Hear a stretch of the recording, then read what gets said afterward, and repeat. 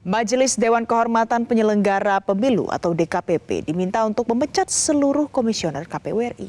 Mereka dinilai secara terang-terangan melanggar kode etik penyelenggara pemilu dalam dugaan kebocoran data daftar pemilih tetap atau DPT yang terjadi pada akhir 2023 oleh hacker Jimbo.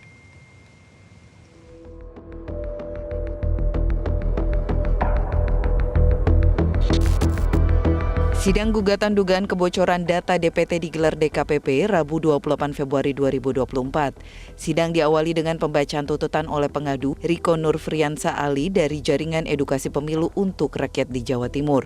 Dalam sidang tersebut, Riko meminta DKPP menetapkan para teradu sebagai pelanggar etik dan memberi sanksi pemberhentian. Data pribadi oleh pengendali data pribadi. Ayat 3, dalam hal tertentu pengendali data pribadi wajib memberitahukan kepada masyarakat mengenai kegagalan perlindungan data pribadi.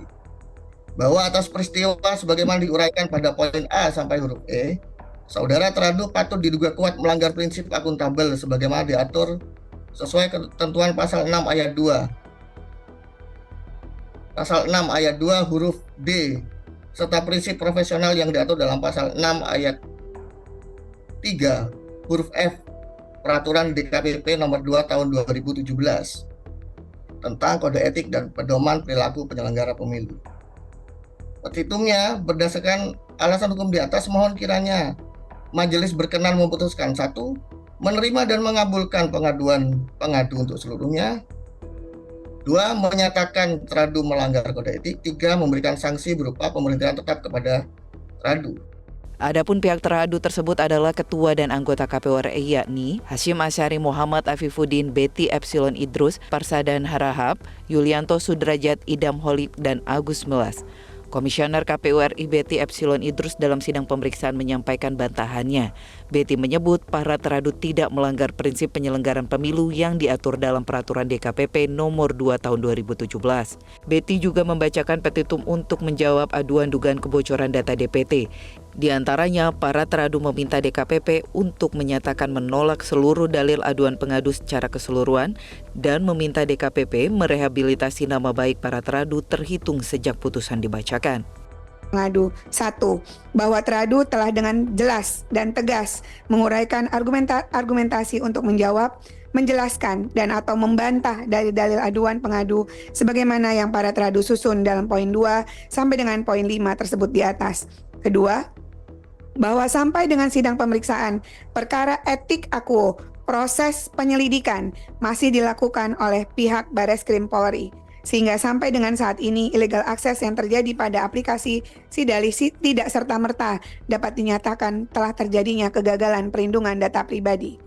Ketiga, bahwa para teradu telah bersikap profesional dan akuntabel dengan melaksanakan semua prosedur pencegahan terhadap data pribadi serta melakukan tindak lanjut terhadap dugaan illegal access.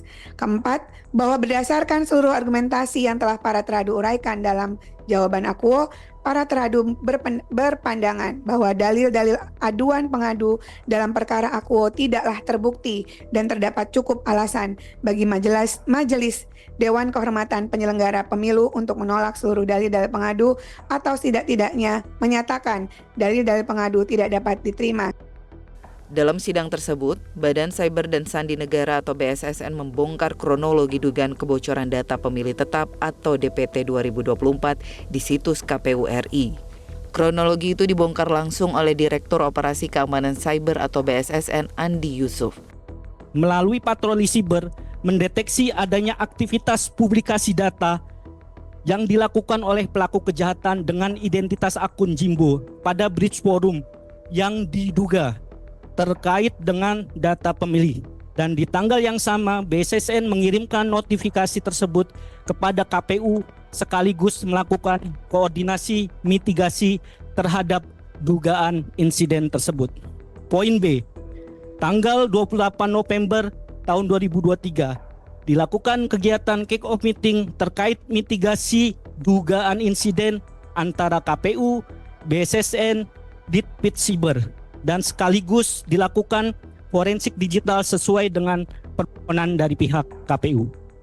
Poin C, tanggal 29 November tahun 2023 dilakukan rapat lanjutan yang melibatkan anggota gugus tugas pengamanan KPU, yaitu KPU, BSSN, BIN, Ditpit Siber, dan Kominfo perihal dugaan insiden tersebut, dan di tanggal yang sama dilakukan review perbaikan terkait aplikasi yang diduga memiliki kerentanan.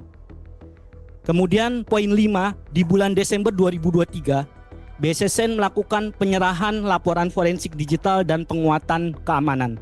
Adapun detail kegiatan, poin A, tanggal 2 Desember 2023, Sebelumnya, seorang peretas dengan nama anonim Jimbo mengklaim telah meretas situs kpu.go.id dan berhasil mendapatkan data 204 juta pemilih dari situs tersebut. Dugaan kebocoran data ini pun terus-menerus menggerus kepercayaan publik terhadap penggunaan teknologi dalam pemilu. Tim Liputan, Metro TV. Jelajahi cara baru mendapatkan informasi. Download Metro TV Extend sekarang.